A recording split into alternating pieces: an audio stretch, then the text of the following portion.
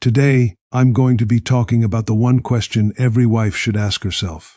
Welcome back to Relationship Reality. If you're new here, my name is David, and on this channel we talk about the relationship truths people feel but rarely know how to explain.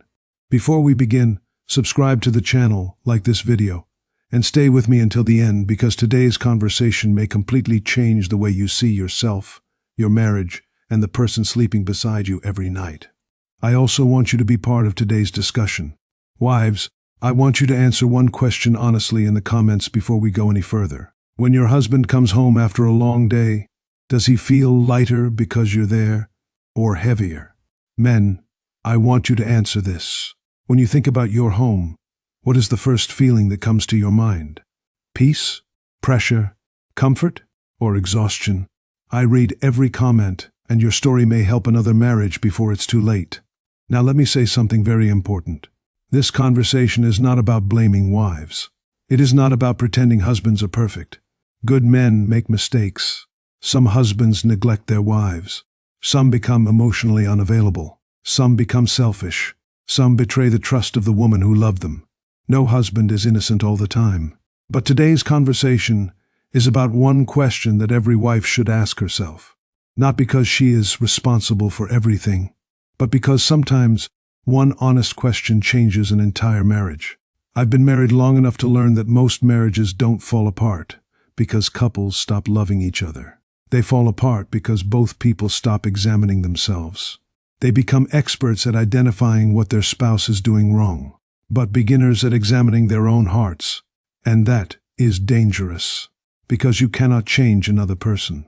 You can only change the person you see in the mirror every morning. So what is the one question every wife should ask herself? Here it is. What is it like to be married to me? I want you to sit with that question, not for 5 seconds, not until you think of an answer that makes you feel comfortable. Sit with it long enough that it becomes uncomfortable, because uncomfortable questions often reveal the most important truths. What is it like to wake up beside me every morning?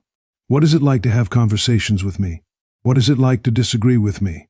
What is it like to come home to me after a stressful day? What is it like to make mistakes around me?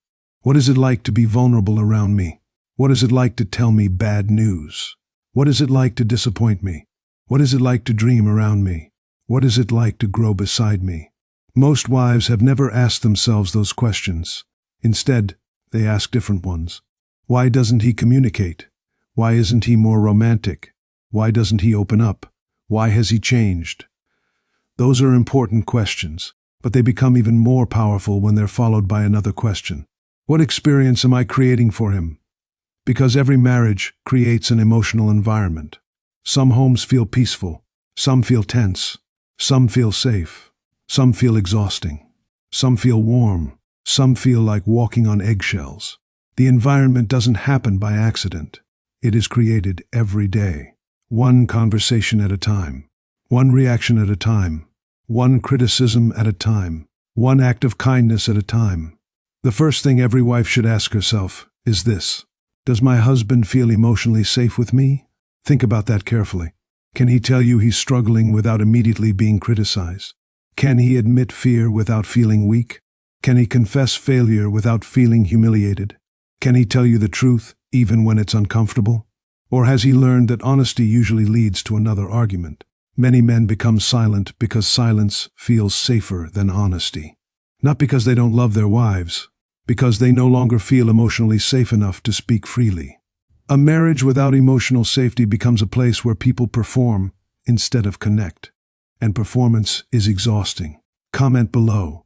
If you're married, do you believe your spouse feels emotionally safe around you? The second question every wife should ask herself is this. When was the last time I sincerely appreciated my husband? Not thanked him because he bought groceries. Not acknowledged him because he fixed something. I mean genuinely appreciated him as a man. For who he is. For what he carries. For what he quietly sacrifices every day. Many husbands spend years wondering if anybody notices. They provide. They protect. They solve problems. They carry financial pressure. They absorb stress. And because they continue showing up, everyone assumes they're fine. But strong people need encouragement too. Strong people need appreciation too. Strong people need kindness too. Sometimes one sentence changes a man's entire week. I'm proud of you. I appreciate how hard you work. Thank you for caring so much. I notice everything you do. Those words are not small. They're fuel.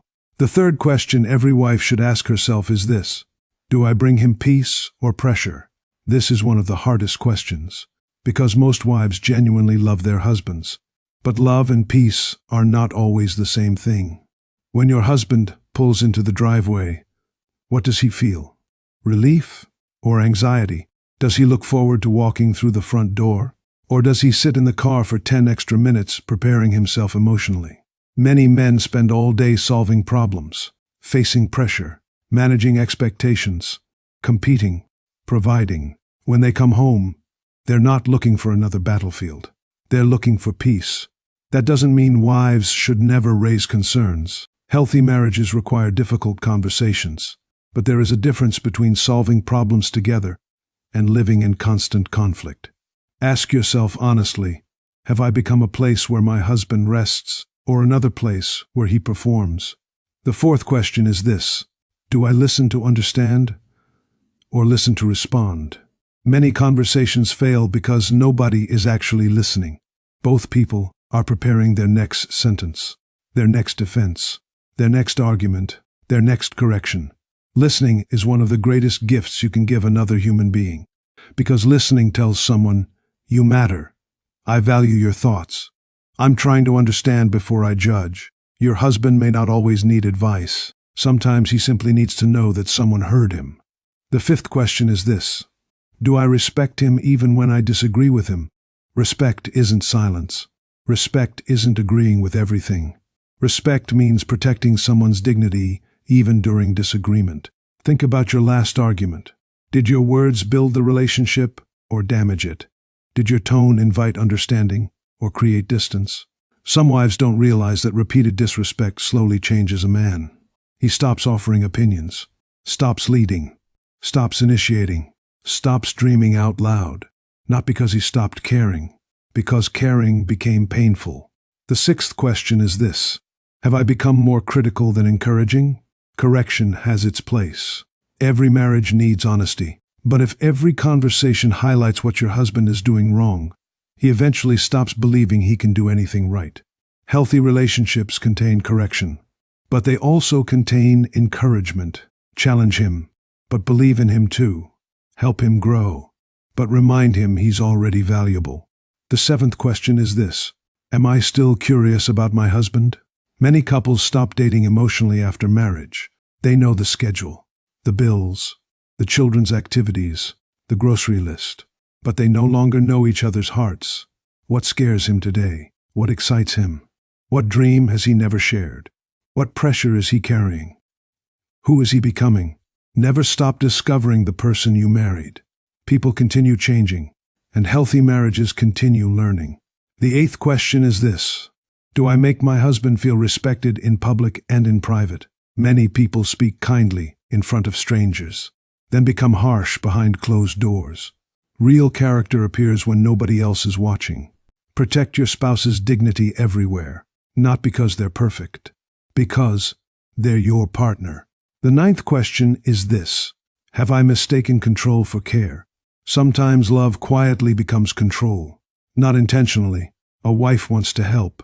Then she starts managing, correcting, supervising, questioning. Eventually, her husband no longer feels trusted, only monitored. Love inspires. Control suffocates. Ask yourself honestly, am I helping him become stronger or making him dependent on my approval? The 10th question is this: if I were married to myself, would I feel loved? That question changes everything. Would I feel respected? Would I feel heard? Would I feel appreciated? Would I feel emotionally safe? Would I feel encouraged? Would I feel accepted? Would I enjoy coming home? Would I laugh often? Would I feel like my spouse believed in me? Or would I constantly feel like I was being evaluated? This isn't about guilt. It's about awareness. Because awareness creates opportunity, and opportunity creates change. Now let me speak to the husbands listening. This conversation isn't permission to ignore your own responsibility. Ask yourself the same question. What is it like to be married to me? Do I create peace? Do I create safety? Do I appreciate my wife? Do I listen? Do I respect? Do I encourage? Healthy marriages are built by two people asking difficult questions about themselves, not by two people constantly accusing each other. The strongest marriages I've ever seen weren't perfect. They were humble. Both people remained teachable. Both people remained curious. Both people remained willing to change. Here's something I've learned after decades of watching marriages. The happiest couples aren't the ones who never make mistakes. They're the ones who notice mistakes early enough to repair them, before resentment grows, before silence replaces conversation, before distance replaces friendship, before survival replaces love. If you're still watching, stay with me for just a little longer, because this may be the most important part. 1. Question has the power to transform an entire marriage, not because it changes your spouse, because it changes you. And when one person changes, the relationship often begins changing too. You cannot control another heart, but you can become the kind of spouse another heart feels safe enough to love. That's powerful. Now let me leave you with this. Never become so focused on changing your spouse that you stop improving yourself. Real strength isn't found in winning arguments. It's found in becoming the kind of husband or wife who makes love feel safe, respect feel natural, and home feel peaceful. The greatest gift you can give your marriage is not perfection. It's a heart that remains humble enough to keep growing. Before I go, I want to hear from you. If you had to answer honestly, what is it like to be married to you? What is one thing you could improve starting today? Share it in the comments. Read through the comments too. Someone else's honesty may inspire your own.